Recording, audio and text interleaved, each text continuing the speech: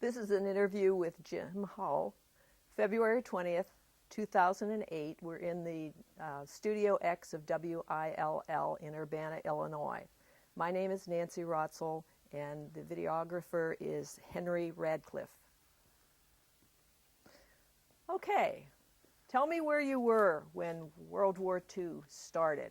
Pearl Harbor, how did you hear about it? Well, I was in Gallion, Ohio, and was very distracted. Couldn't believe that anybody had that much power and the guts to attack the United States.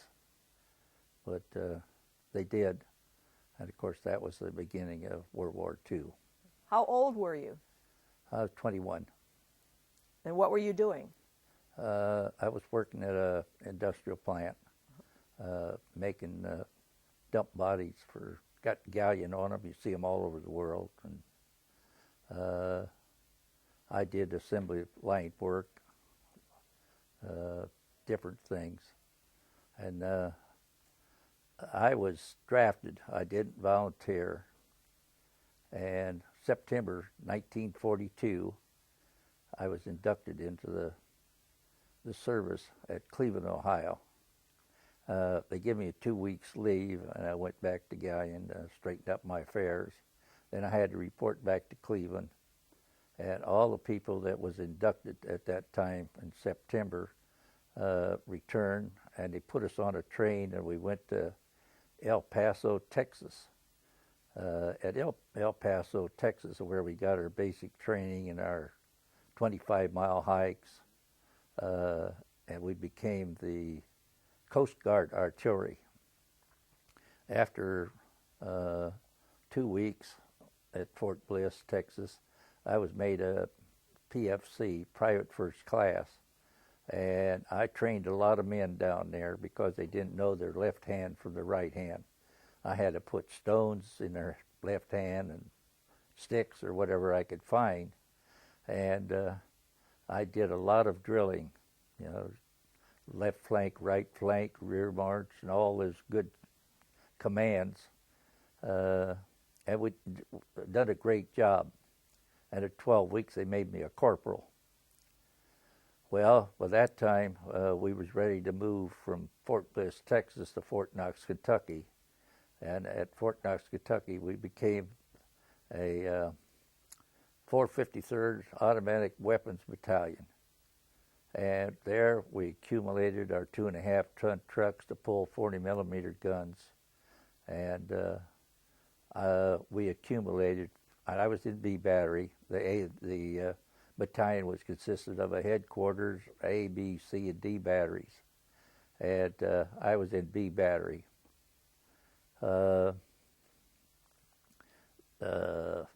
We picked up a half track that had 4 50 caliber machine guns on it.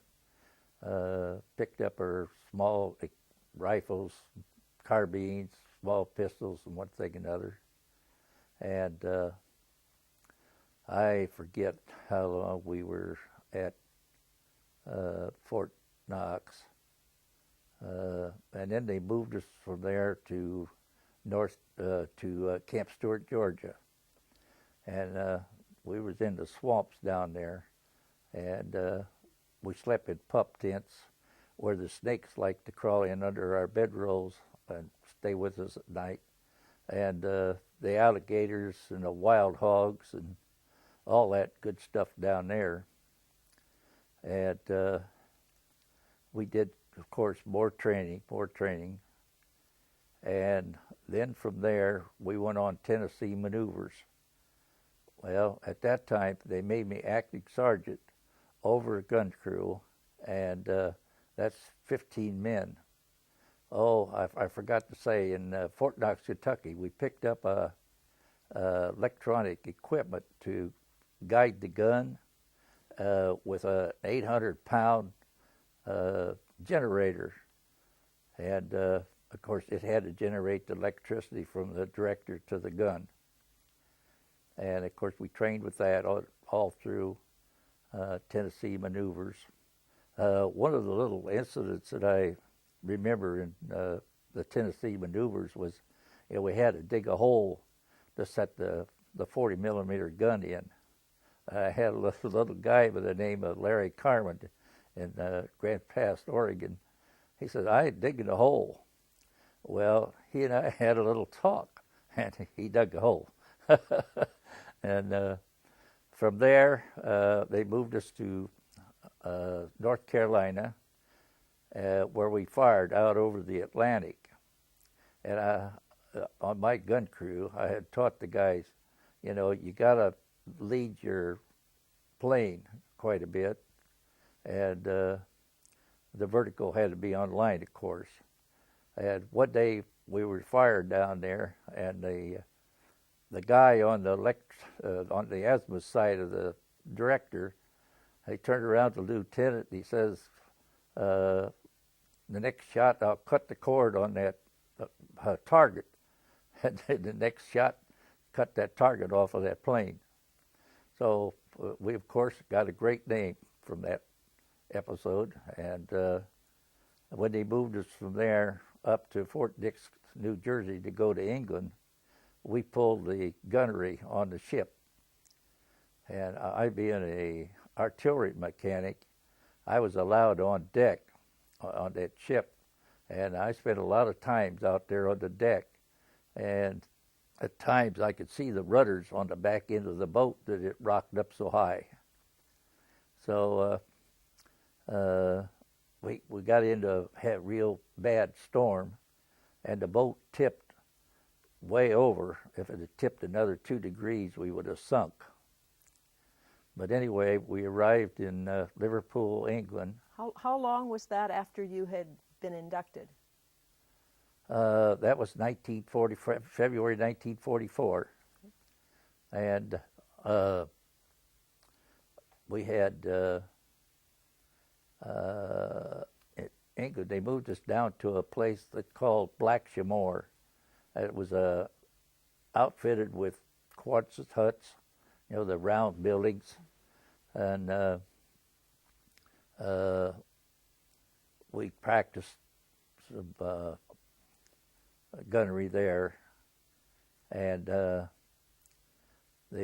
invasion was June the 6th, and they had moved us from there down to Yeovil near Southampton in England.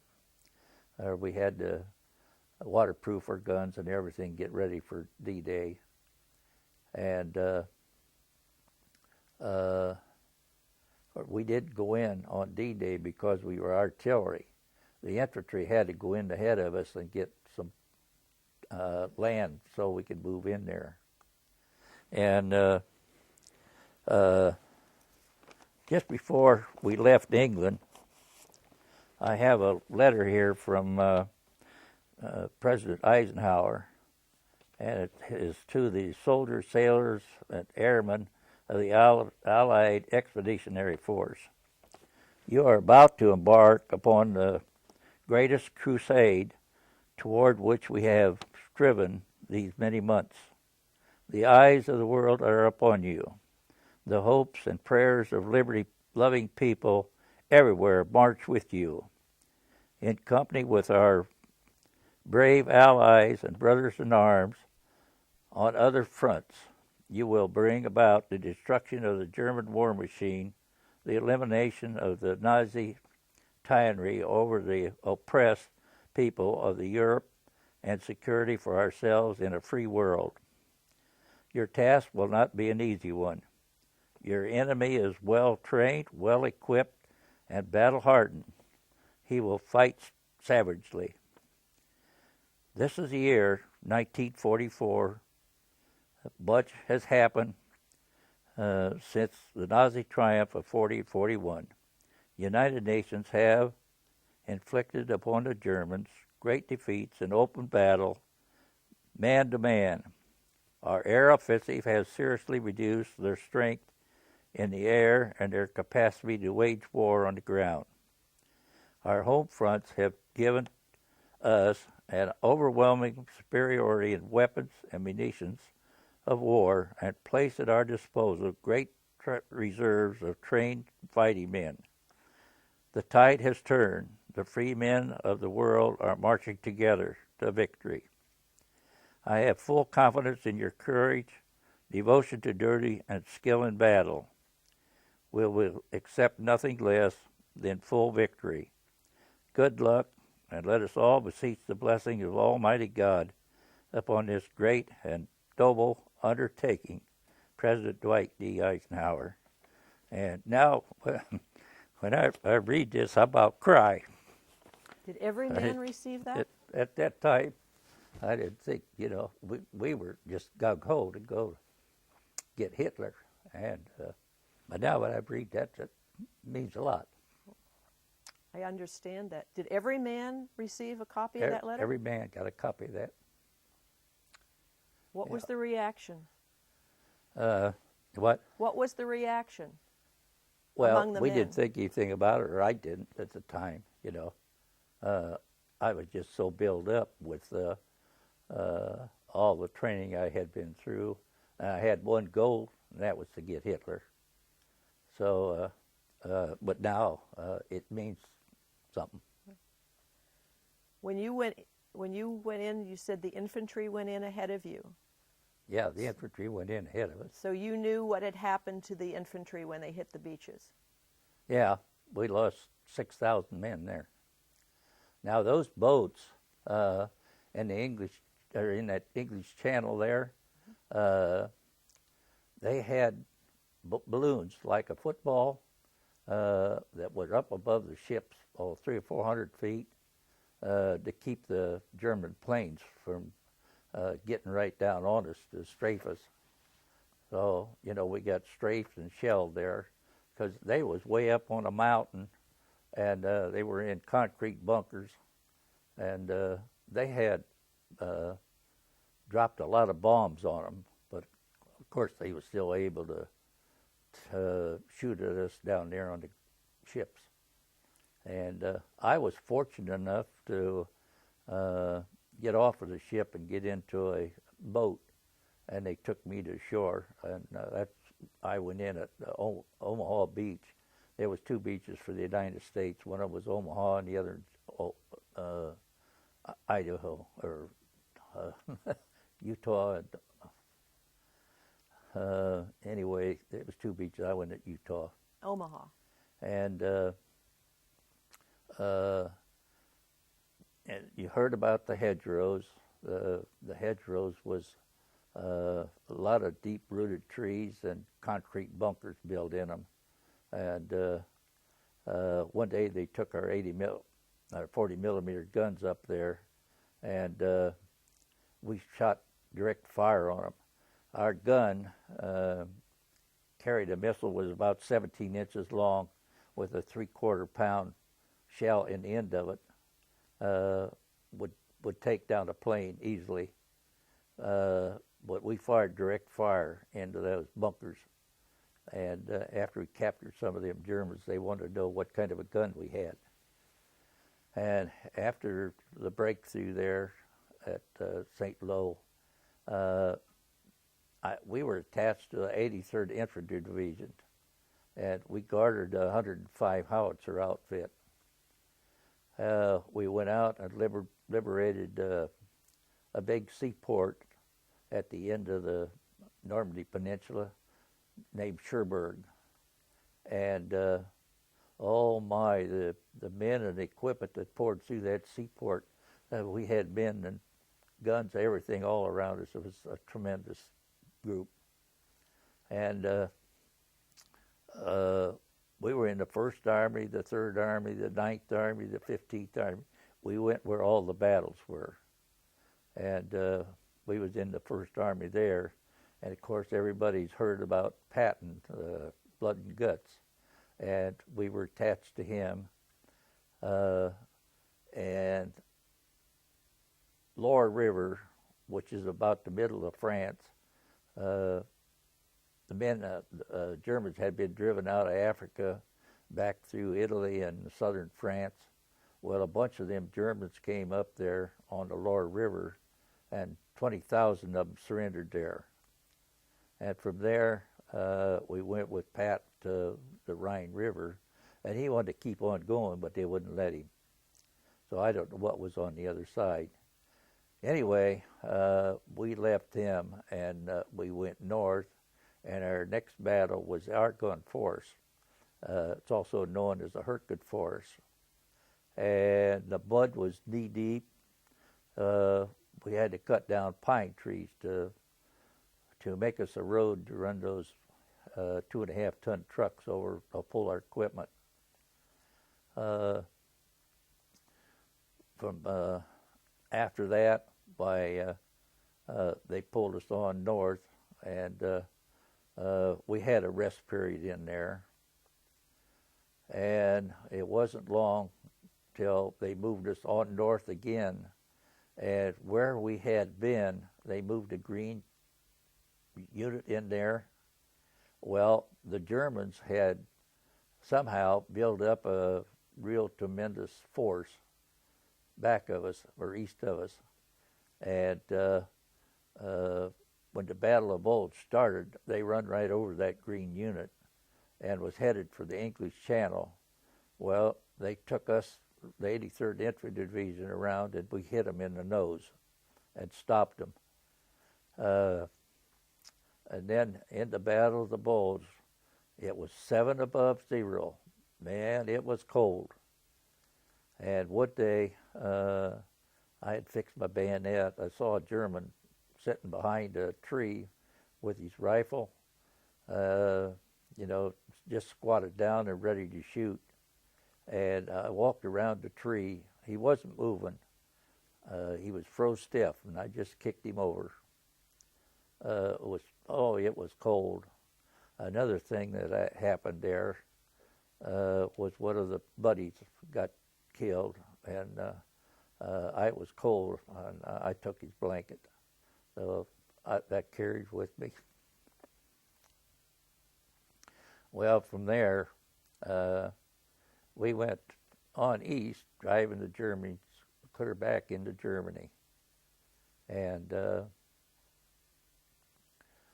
at the Elbe River, the 83rd Division was the only division that held a bridge over the Elbe River, and we named it Truman Bridge.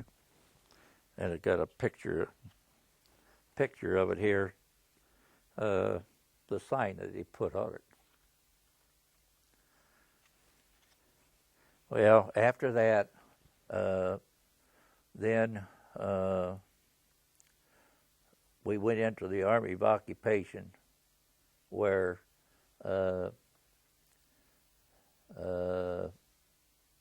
we just went into the German houses and tried to confiscate their guns and equipment. And some of them didn't understand. They wanted us to open the doors, and I kicked in a lot of beautiful doors to get their equipment. And in one of them, I picked up a swastika flag that I have with me. And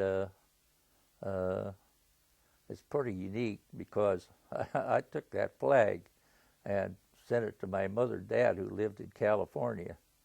And Mom washed it and put it out on the line. And she had more airplanes diving at it than she knew what to do with it. So she wasn't long getting the flag down.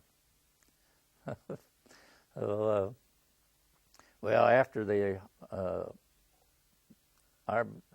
occupation, they took us down into southern France, and they had these great big tents where they was consolidating all of us. You had to have so many units to go back to the United States. And I found out that I was down the line a little ways, and I asked him if I could go back to the area in England, Handley, where we were at, Black Shimore. And one night I was in line to get some fish and chips, and there was 2 girls ahead of me. And one ahead of the girl in front of me turned around and looked at me, and she looked, I looked at her, and we went, got her fish and chips, and disappeared. So I went to a pub, and she got with her girlfriend, and they looked me up. And we started going together. went to theaters and started corresponding. And her name was Doris Bladen. And she tried to get me to go to England. And I said, no, you want to come to the United States, I'll marry you. And she came to the United States. And then we had, that was January the 1st, 1947. And my brother took me to New York to meet her. She came over on the Queen Elizabeth. And we was married January the 11th in Mansfield, Ohio, by the minister by the name of Dr. Sheriff.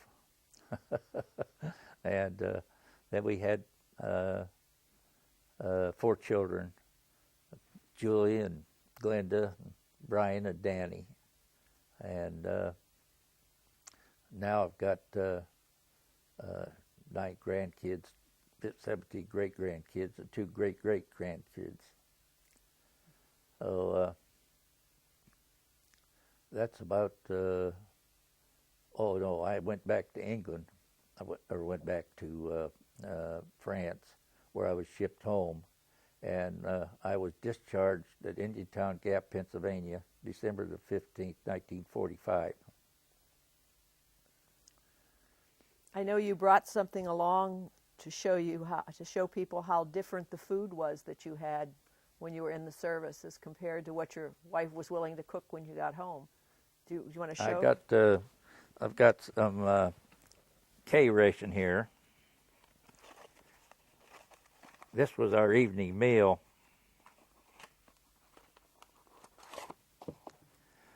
It was chopped pork and eggs.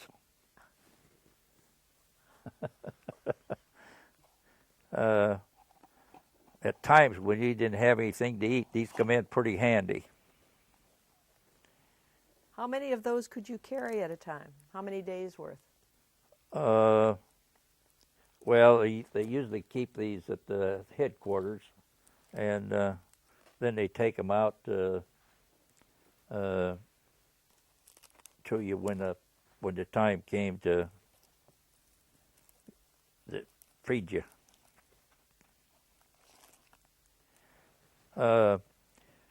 This was our breakfast.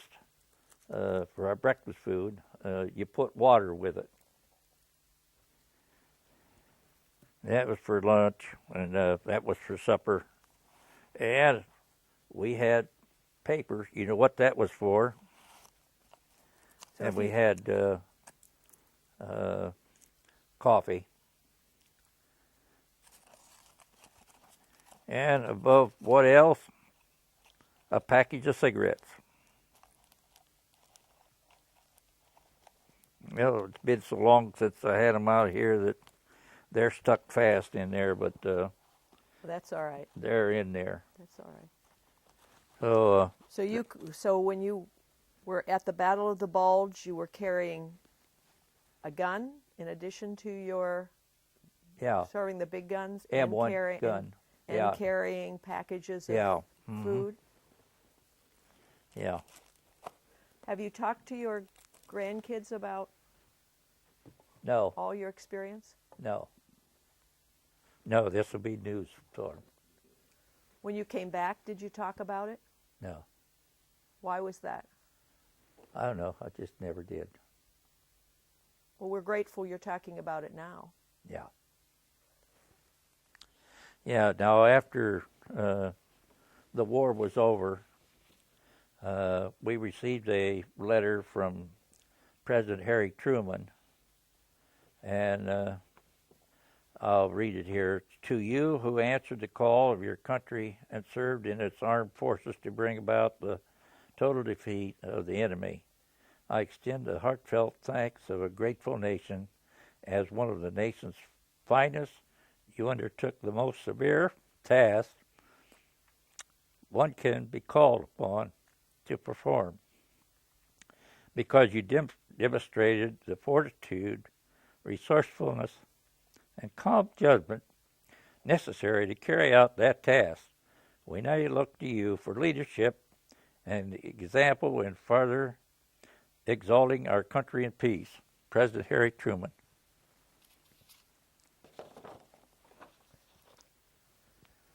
Looking back on it, what do you remember most? Well, I think the most thing was being shot at and strafed. I was in the middle of France one day, and somebody was shooting at me, and I could feel the air off of the bullet and hear it would have go by my left ear. And of course, being strafed and shelled, I'm very, very fortunate to be here. I know there were a lot of men that were lost who Yeah. you probably miss. When you came back, I know you did something for the soldiers in Illinois, the recognition. Yeah, took me 6 years to get the Purple Heart Memorial Highway on Route 72 from Champaign to Quincy, Illinois. I started out with Representative Tim Johnson and Rick Winkle and Tom Burns and Neoma Jacobson, several of the representatives in that 6 years.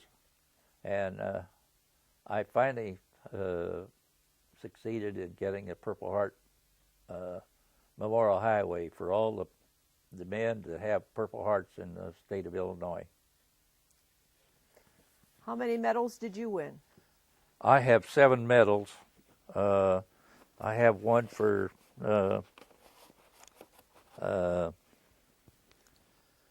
Normandy, Brittany, the Ardennes Forest, the Battle of the Bulge, and northern Germany, where we went back to push the Germans back into Germany and the occupation.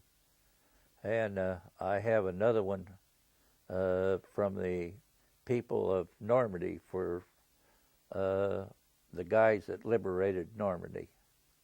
And I have another one that I was awarded a Certificate of Merit for outstanding performance of taking care of all the guns and equipment, keeping it up in working order, and every time I would have a gun that might need repair, the captain said, "There's my driver, there's my Jeep, and here's the map." So I was very fortunate enough. Now, if you got off of the road to get to your ordnance, you would get shot. And I tried to pick out a lot of landmarks when I went by. So when I come back, I knew I was on the right road, and I was very fortunate. Got to the ordnance, got back with all the equipment. Did you celebrate when the war was declared that it was over? Oh, I might have done a few jumps, and yeah, was pretty happy. How'd your family feel when you got home? Oh, wonderful. Yeah. Did you call them to tell them you were coming?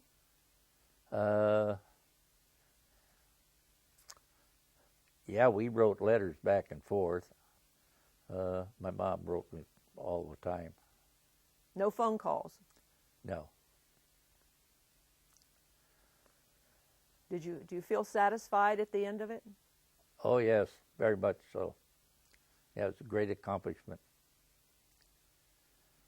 Is there anything you'd like to say to people who are seeing this about your experience? Well, I think I'm very grateful to WILL for having me in for the interview and telling people of my experiences. And I understand it's for educational purposes too, that maybe a lot of people can relate to what I went through. Thank you.